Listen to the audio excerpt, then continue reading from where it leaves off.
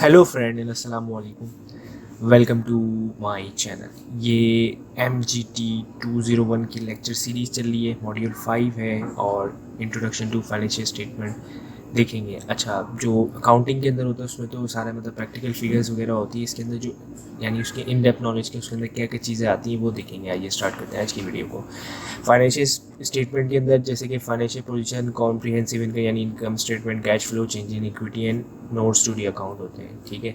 और financial statement में ऐसी बात है, एसेट, लायबिलिटी, ऑनर्स इक्विटी, ये सारी चीज़ें होती हैं। अब उसके अंदर डिफरेंट डिफरेंट चीज़ें हो सकती है। फिक्स एसेट हो सकते हैं, नॉन परफॉर्मिंग एसेट हो सकते हैं, नॉन ऑपरेशनल एसेट हो सकते हैं। और फिर उसके बाद अगर नॉन करंट एसेट्स हो सकते हैं। करंट एसेट इस तरीके से लायबिलिटी के अंदर लॉन्ग टर्म करंट भी हो सकती है। ऑनर्स के अंदर रिटेन अर्निंग वगैरह बहुत सारी चीज़ें हो सकती है।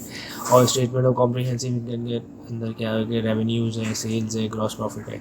और स्टेटमेंट ऑफ कॉम्प्रिहेंसिव इनकम के अंदर और भी क्या क्या चीज़ें आ सकती हैं। इनकम टैक्स है, एबिट है यानी कि अर्निंग बिफोर टैक्स है, एबिटा है अर्निंग आफ्टर टैक्स है, और एबिटा है, ये सारी चीज़ें। या एबिटा डी जो है वो यानी कि before tax, interest and depreciation वगैरह है। और फिर इसके स्टेटमेंट कैश फ्लो के अंदर तीन एक चीज़ें होती हैं, operating, investing and financing activity. और चेंजेस इक्विटी के अंदर जैसे कि कोई शेयर जो है वो इशू हुआ, या कितना पेड अप कैपिटल है, प्रीमियम कितना है, डिविडेंड कितना डिक्लेयर हुआ, प्रॉफिट एडजस्टमेंट वगैरह। और एरिया ऑफ फाइनेंशियल एनालिटिक्स क्या क्या होती है, लिक्विडिटी है, एक्टिवली टर्नओवर है, लेवरेज है, और कवरेज है, प्रॉफिटेबिलिटी और मार्केट एनालिसिस है। फाइनेंशियल रेशियोज़ जो होते हैं वो किसके लिए इस्तेमाल हो सकते हैं, वो मैनेजमेंट इस्तेमाल करती है, सही है। क्रेडिटर्स इस्तेमाल करते हैं जो कंपनी को लोन दे रहे हैं, या फिर बैंक्स वगैरह, या कंपनी कहीं और से होता है। शेयर होल्डर जो कंपनी के मालिक हैं।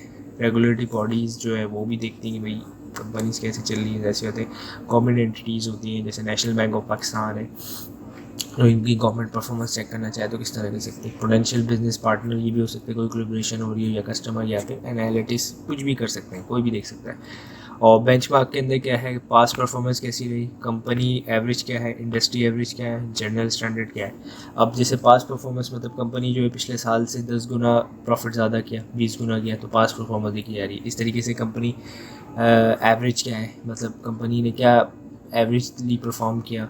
और इंडस्ट्री, अब जैसे मिसाल दे कई, जैसे फर्टिलाइज़र इंडस्ट्री है, उसके अंदर जो है वो एंग्रो फर्टिलाइज़र है, फौजी फर्टिलाइज़र है, फातिमा फर्टिलाइज़र है। इस तरीके से ये कंपनीज़ है। अब इसका ये तीन कंपनीज़ को और भी फर्टिलाइज़र कंपनी है, मैं सिर्फ एक मिसाल देने के लिए बता रहा हूँ कि तीनों कंपनीज़ का आपने कंपैरिजन किया, आपको पता चल गया कि हाँ यार जो फातिमा फर्टिलाइज़र है ये अच्छा परफॉर्म कर रही है, हाँ यार फौजी फर्टिलाइज़र जो है ये इतना अच्छा परफॉर्म नहीं कर रही, या इसके उल्टा हो सकता है कि एग्रो फर्टिलाइज़र बहुत अच्छा परफॉर्म कर रही है। तो ये इंडस्ट्री प्रैक्टिस होती है। जनरल स्टैंडर्ड जो बने हुए होते हैं इंडस्ट्रीज़ के वो भी देखे जाते हैं। फिर टारगेट्स, मार्जिन, फाइनेंशियल स्प्लिट, बहुत सारी चीज़ें, गोइंग पब्लिक वगैरह सारी चीज़ें, लिक्विडिटी। अच्छा, इन सबको मेजर करने के लिए क्या क्या होती है, रेशियोज़ होते हैं। रेशियोज़ कौन से, current ratio, quick ratio, cash ratio, ये भी हम पढ़ेंगे आहिस्ता आहिस्ता करके। ठीक है। तो करंट रेशियो के अंदर क्या होता है, करंट लायबिलिटी यानी जितनी भी आपकी करंट लायबिलिटी है उसको डिवाइड करते हैं आप करंट एसेट्स को डिवाइड करते हैं आप करंट लायबिलिटी से। तो इस तरीके से आपका लिक्विडिटी रेशियो निकल जाएगा। उस तरीके से क्विक रेशियो जो है वो किस तरह निकलता है, उसके अंदर क्विक निकालने के लिए क्विक एसेट्स निकालने के लिए क्या करें, करंट एसेट्स माइनस इन्वेंट्री और प्रीपेड, अगर आपने कोई प्री पेमेंट की हुई तो उसको माइनस कर दें, और फिर इसको डिवाइड करते हैं करंट लायबिलिटी से। इसी तरीके से लिक्विडिटी रेशियो किस तरीके में देखा जाता है, कैश और कैश इक्विवेलेंट के अंदर बैंक भी आ सकता है, तो उसको डिवाइड कर दें करंट लायबिलिटी से। फिर लिक्विडिटी रेशियो या मेजरमेंट से उसको किस तरीके से किया है, ग्रॉस वर्किंग कैपिटल, ठीक है, ऑल करंट एसेट जिसके अंदर कैश है, रिसीवेबल है, इन्वेंट्री है, प्रीपेड है, और भी कोई हो जो भी, तो उसको आप देख सकते हैं। ठीक है। और फिर लिक्विडिटी रेशियो मेजर्स किस तरीके से किया जाता है, net working capital. Net working capital कैसे आएगा, current assets minus current liability. एक जगह डिवाइड हो रहा था, यहाँ पे माइनस हो रहा है। लिक्विडिटी रेशियो एंड मेजरमेंट्स किस तरीके से कि अपना रिसीवेबल टर्नओवर इन डेज, ठीक है, उसको ऐड कर दें इन्वेंट्री टर्नओवर इन डेज को, और फिर माइनस कर दें किससे, पेबल टर्नओवर इन डेज को। तो ये तरीके से आपके आ जाएगी। और फिर लिक्विडिटी रेशियो किस तरीके से होगी, receivable turnover in days minus plus कर दें इन्वेंटरी टर्नओवर इन डेज से, ठीक है। फिर करंट, अब इसकी एग्जांपल दी गई है करंट रेशियो की। करंट रेशियो की एग्जांपल आपको दी गई है कि भाई अगर आपके पास करंट एसेट 2.5 लाख है और फिर उसके करंट लायबिलिटी जो है वो 1 लाख है, तो डिवाइड करें 2.5%, यानी कि आपके पास करंट का रेशियो बन रहा है। करंट रेशियो स्टैंडर्ड्स क्या है कि जनरल स्टैंडर्ड्स से दूसरे स्टैंडर्ड्स को कंपेयर किया जा रहा है। क्विक रेशियो के अंदर जैसे कि 1,20,000 के क्विक रेशियो क्विक एसेट्स हैं, उसको डिवाइड कर दिया आपने 1 लाख रुपये से, जो आपका करंट लायबिलिटी, तो 1.2% जो है वो आपके पास जो है वो आपके क्विक रेशियो निकल के आ रहा है। क्विक रेशियो स्टैंडर्ड्स मतलब जनरल जो है वो 1 है। अगर 1 से ज़्यादा है तो अच्छा है, और फिर 1 से कम है तो फिर वो अच्छी बात नहीं है।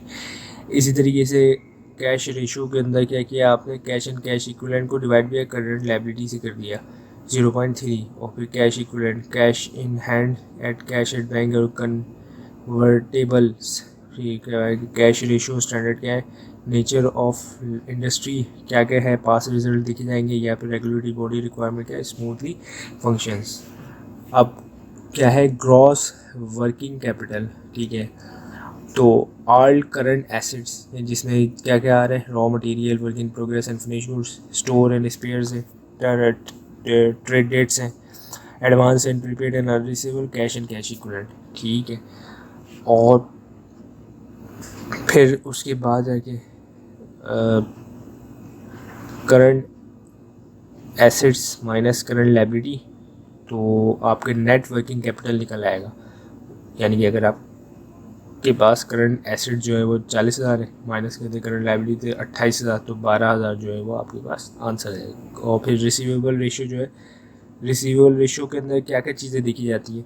अब जैसे आपने सेल्स की, तो सेल्स के अंदर क्रेडिट सेल्स की, क्योंकि मोस्टली जो कंपनीज है वो क्रेडिट सेल्स करती हैं, तो क्रेडिट सेल्स की रिसीवेबल आपने रिकॉर्ड कर लिया, होल्डिंग पीरियड देखा, और फिर कैश उसका कितनी देर में आया। तो अब इसके अंदर क्या क्या चीज़ें देखेंगे, एक तो टर्नओवर टाइम, ठीक है, रिसीवेबल, फिर रिसीवेबल टर्नओवर डेज के कितने डेज में आया, और व्हाट डज टर्नओवर शो, क्या यानी कि हो रहा है, फिर एजेंट अकाउंट रिसीवेबल कितनी देर में, और फिर टर्नओवर एंड प्रॉफिट्स कितना आया, और फिर डेटा सोर्स क्या है, बेंचमार्क क्या था और क्या इम्पोर्टेंट था।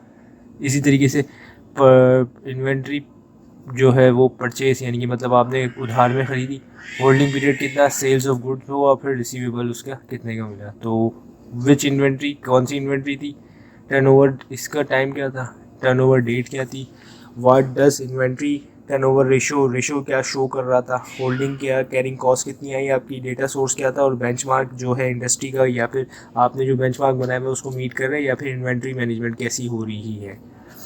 इसी तरीके से इन्वेंट्री टर्नओवर रेशियो के अंदर यह है cost of goods sold divide by average inventory. तो अब कॉस्ट ऑफ गुड्स सोल्ड आपका 4 लाख है, और एवरेज इन्वेंट्री जो है वो आपके पास है 50,000, तो 80 टाइम्स जो है वो आपके पास आ रही है। अब इन्वेंट्री टर्नओवर डेट्स निकालने के लिए क्या कर रहे हैं कि आप इस जो रेशो आया इसको 360 यानी कि 360 से डिवाइड कर देंगे, 365 से डिवाइड बाय 8 कर देंगे, तो 45 डेज़ जो है वो आपकी इन्वेंट्री जो है वो घूम रही है। तो इज़ मोर देन है या लेस देन है, मोर देन है, और what if the higher than competitor, क्या होगा, यानी ये सारी चीज़ें जो है वो आपको देखनी पड़ेंगी कि 45 डेज़ आपके लिए सही है या गलत है, और इंडस्ट्री प्रैक्टिस क्या है, कि आपका कंपटीटर जो है वो इससे अच्छा कर रहा है नहीं। अब परचेस के अंदर भी ये purchase of goods payable credit और फिर कैश पेड हुआ, तो व्हाट इज़ अकाउंट पेबल, कितना दिन में मिला, कितने टाइम लगा, कितनी टर्नओवर उसकी रेशो रही, क्रेडिट पीरियड क्या था, डेटा सोर्स क्या है, बेंचमार्क रेशो क्या है, और स्ट्रेचिंग द पेबल्स। अब पेबल टर्नओवर, ठीक है, पेबल टर्नओवर टाइम जो है वो जैसे मिसाल दे दिया है कि 3 लाख रुपए क्रेडिट परचेज दिया हुआ है, उसको डिवाइड कर दिया 60,000 से 5 टाइम्स हो गया। पेबल टर्नओवर इन डेज जो है वो कितना है, और फिर payable payment purchase period, payable turnover ratio in days, और फिर उसके बाद कि डेज कितना है 365 डिवाइड बाई 5, ठीक है, तो 73 जो है वो आपका रेशो निकला। अब इसके अंदर आपको बहुत सारी चीज़ें देखनी पड़ेंगी कि इंडस्ट्री प्रैक्टिस क्या है, ठीक है, और टर्नओवर ज़्यादा तो नहीं है या कम तो नहीं है, तो ये सारी चीज़ें आपको देखनी पड़ेंगी। एसेट टर्नओवर के अंदर क्या है, सेल्स है, एसेट्स है, कैपिटल टर्नओवर है, एसेट टर्नओवर इन टाइम है, what does asset turnover ratio, source of data क्या है, benchmark who from who is important, ठीक है। एसेट टर्नओवर इस टाइम, एनुअल सेल्स कितनी है, 10 लाख रुपए, टोटल एसेट्स कितने हैं आपके पास, 7,50,000 रुपये के, तो एसेट टर्नओवर कितना निकला आपका, 1.33 टाइम्स, ठीक है। कवरेज रेशो क्या है, what is coverage ratio, what does a coverage ratio show data mark, ठीक है। तो यानी कि बेंचमार्क इसके अंदर, यानी कि रेशो जो है वो आपको एक तरीके से समझ लें एक आइडिया दे देता है कि ये हो रहा है और ये होना चाहिए, इसका सोर्स ये था, और इसका बेंचमार्क इंडस्ट्री ले लें या फिर आप अपना ही पुराना बेंचमार्क ले लें, अगर आपको अच्छा लगता है तो वो पुराना, तो वो उसको कितना मीट कर रहा है, ठीक है। अब इंटरेस्ट कवर रेशो वो भी वही है, EBIT earning before interest and taxes, ठीक है, वो कितना है, 5 लाख, उसको डिवाइड कर दिया आपने 2 लाख से, जो आपके पास इंटरेस्ट आया 2.5%, 2.5 टाइम्स आ गया। इंटरेस्ट कवर रेशो क्या शो कर रहा है कि given annual reports how to calculate, यानी कि profit before tax plus interest.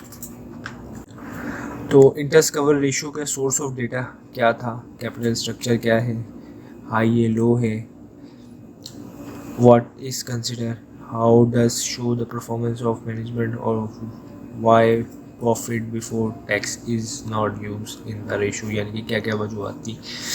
तो इसके अंदर डेप्ट सर्विसिंग के अंदर, मतलब डेप्ट सर्विसिंग के अंदर एमोटाइजेशन शेड्यूल के अंदर इस्तेमाल होता है, टैक्स इम्प्लीकेशंस, और फिर डेप्ट सर्विसिंग का कवरेज रेशो, और फिर टैक्स इनकम टैक्स रेट इसके अंदर इस्तेमाल होता है। डेप्ट सर्विसिंग कवरेज रेशो के अंदर क्या है कि इबिट कितना है आपका, 5 लाख रुपए, फिर उसके बाद जाके इंटरेस्ट जो है वो आपका कितना है, वो है 1 लाख रुपए,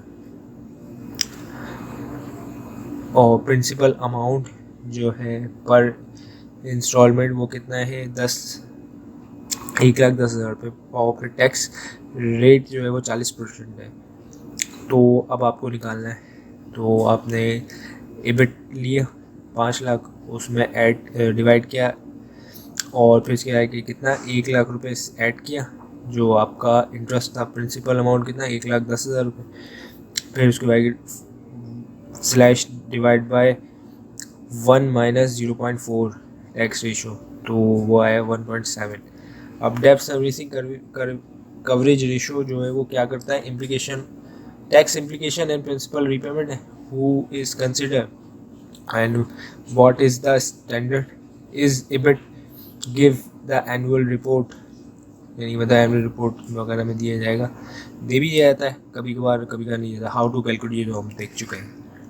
अब है लेवरेज, लेवरेज का मतलब यानी कि फाइनेंस उठाना, जैसे डेप्ट है, इक्विटी है, शॉर्ट टर्म हो सकता है, लॉन्ग टर्म भी हो सकता है, कॉस्ट ऑफ डेप्ट कितनी आ रही है, और फाइनेंशियल कॉस्ट वगैरह क्या क्या आ रही है, और लेवरेज कहाँ, यानी मतलब how does the leverage work. ऐसी बात है, अगर आप कोई प्लांट लगाना चाह रहे हैं, ठीक है, तो आप बैंक से कर्ज़ा लेंगे और आपके पास पैसे नहीं है, क्योंकि ज़ाहिर सी बात है तभी तो बैंक से कर्ज़ा ले लें, तो उससे आप जो है वो लगा सकते हैं। हाउ डज इज़ गेटिंग और financial leverage and risk, what is the limit of leverage, और how define the leverage term, अभी हम देखते हैं। तो user of financial leverage ratio कौन कौन हो सकता है, शेयर होल्डर हो सकता है, बैंक हो सकता है, अथॉरिटीज़ भी हो सकती हैं, ठीक है। बैंक तो जैसे होता है, अगर आपको कर्जा देगा तो वो तो ये सारी चीज़ें आपकी पहले ही देखेगा। How does financial leverage work, fix and float cost of डेप्ट, ये भी होता है कभी कभार बैंक जो है वो फ्लोटिंग रेट रखता है कि मतलब अकॉर्डिंग टू SBP पॉलिसी जो है वो बहुत ज़्यादा बढ़ जाएगा पैसा या बहुत ज़्यादा कम हो जाएगा, ऐसा होता है। यानी कि मतलब इंटरेस्ट रेट, जैसे आज पाकिस्तान में नवंबर 2023 के अंदर मैं वीडियो रिकॉर्ड कर रहा हूँ, तो तकरीबन 23% इंटरेस्ट रेट चल रहा है, लेकिन अब गवर्नमेंट जो है वो कम कर दे इंटरेस्ट या और बढ़ा दे, तो डिपेंड करता है। अर्निंग पावर ऑफ बिजनेस कितनी है, रिटर्न ऑन इन्वेस्टमेंट कितना है, या रिटर्न ऑन इक्विटी कितनी है, ठीक है। अब कॉमन लेवरेज रेशो क्या है, डेप्ट टू इक्विटी रेशो है, डेप्ट टू टोटल एसिड है, और टू लॉन्ग टर्म डेप्ट to the total asset ratio है। डेप्ट टू इक्विटी रेशो देखते हैं, तो डेप्ट कितना है 6 लाख रुपए, इक्विटी कितनी है 4 लाख रुपए आपके पास, डिवाइड करिए 1.5 टाइम आई। प्रॉफिटेबिलिटी क्या है, प्रॉफिटेबिलिटी ये वही बात है, इनकम और रेवेन्यू, कॉस्ट ऑफ एक्सपेंस वगैरह शामिल है, यूज़र ऑफ प्रॉफिटेबिलिटी, और फिर उसके आगे ग्रॉस प्रॉफिट, नेट इनकम वगैरह, इबिट और इबिटा वगैरह आ जाएगा इसमें। बेंचमार्क क्या है, कॉस्ट ऑफ फाइनेंसिंग है, मार्केटिंग कंपटीशन है, इनसाइड द सेक्टर है, व्हाट अदर सेक्टर कर रहे हैं, प्रॉफिट और कैश फ्लो वगैरह। प्रॉफिटेबिलिटी रेशो क्या है, मार्जिन एंड रेशो। मार्जिन में क्या है, gross profit margin, net profit margin और इबिट। और फिर इसके आगे रिटर्न रेशियो के अंदर return on assets, return on equity and return capital employ. Profitable ratio के अंदर क्या है कि gross profit divide by sales, net profit यानी कि उसको डिवाइड कर दें आप सेल्स से, और इबिटा को आप डिवाइड कर दें सेल्स से। प्रॉफिटेबल रेशियो के अंदर क्या है, एग्जाम्पल एक दी हुई है हमें, सेल्स आपको दी हुई है 1 लाख रुपये, ग्रॉस प्रॉफिट दिया हुआ है 40,000 रुपये, प्रॉफिट बिफोर टैक्स दिया हुआ है 10,000 रुपये, इनकम टैक्स दी हुई है आपको जो है वो 7,000 रुपये, इंटरेस्ट 5,000 रुपये, डेप्रिसिएशन एमोर्टाइजेशन 11,000 रुपये, और टोटल इक्विटी 80,000 रुपये, और टोटल जो एसेट है वो 1,20,000 रुपये। अब ग्रॉस प्रॉफिट मार्जिन निकालना है, तो 40,000 सेल दी हुई है, ग्रॉस प्रॉफिट दिया हुआ है, डिवाइड बाय सेल्स कर देंगे 40%। नेट प्रॉफिट मार्जिन कितना दिया हुआ है, ठीक है, तो 7,000 रुपये आपको दिया हुआ, सेल्स 1 लाख रुपये दी हुई है, 0.7% पड़ी, और इबिटा दिया हुआ है, तो उसके अंदर क्या है 10,000 रुपये आपको दी हुई है, PBT प्रॉफिट बिफोर टैक्स यानी कि, ठीक है, उसको इंटरेस्ट ऐड कर दिया आपने 5,000 रुपये, और डेप्रिसिएशन एमोर्टाइजेशन 11,000 रुपये, तो 26,000 रुपये, 26,000 को डिवाइड कर दिया आपने 1 लाख से 26% आए।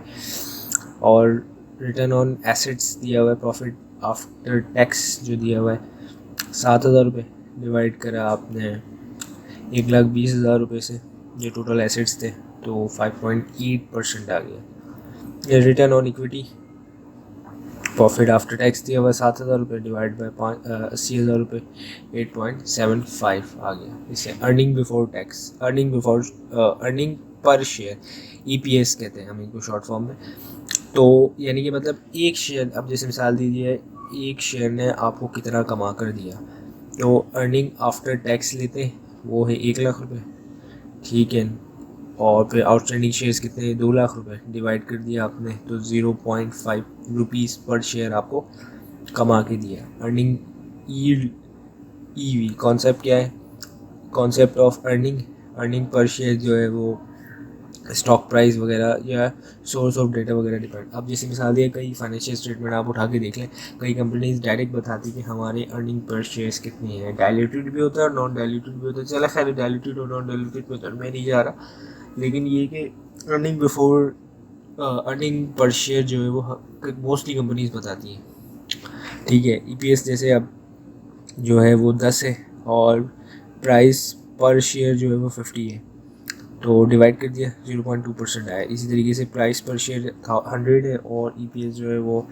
15 है, उसको डिवाइड कर दिया तो 15% आया। डिविडेंड यील्ड कितना है 5, ये दिया हुआ है, प्राइस जो है वो 100 दी हुई है, और फिर इस तरीके से उसको डिवाइड कर दिया 0.05 आया, 5% आया। और इसी तरीके से 10 है, डिवाइड बाय 100 0.1% आ गया। बुक वैल्यू यानी कि एग्जांपल दी हुई इक्विटी की जो है वो 1 लाख रुपए, और फिर से नंबर ऑफ शेयर्स जो है वो 5,000 है, तो डिवाइड कर दिया तो 20 रुपये आ गए। इसी तरीके से प्राइस अर्निंग रेशो कितनी है, ये प्राइस जो है वो 1,000 रुपये को डिवाइड कर दिया आपने 10,000 से, तो टाइम आपके पास आ गया, यानी कि अर्निंग पर रेशो। अब इंडेक्स एनालिसिस स्टार्ट हो रहा है, ठीक है। तो इंडेक्स नंबर, जिसके अंदर क्या क्या आता है, करंट इंडेक्स नंबर आता है, current value, base value, current and base year, conversion to the base year.